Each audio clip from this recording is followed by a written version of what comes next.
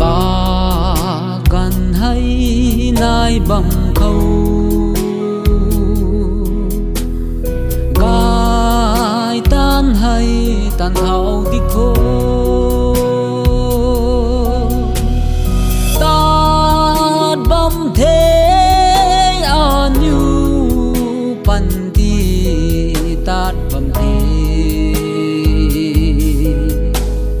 ta bầm thế an như pan ti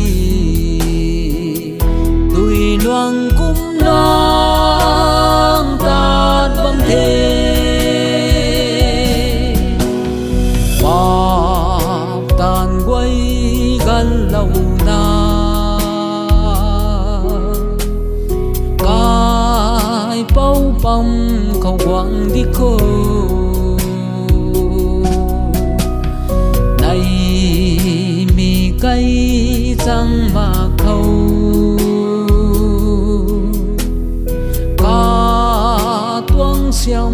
rồi su đi khô ta bấm thế an như pan ti ta bấm thế ta bấm thế an như pan ti tùy loang cũng loang ta bấm thế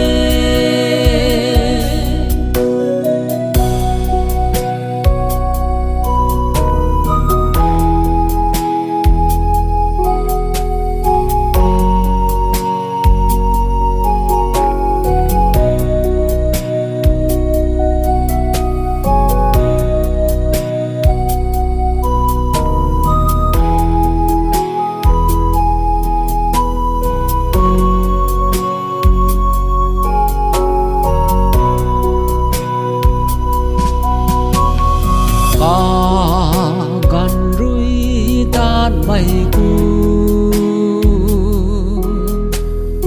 như pan ti ni ta đam mê cả gần hay nai bằng thâu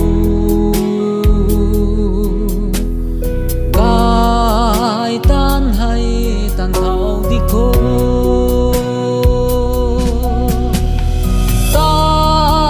bấm thế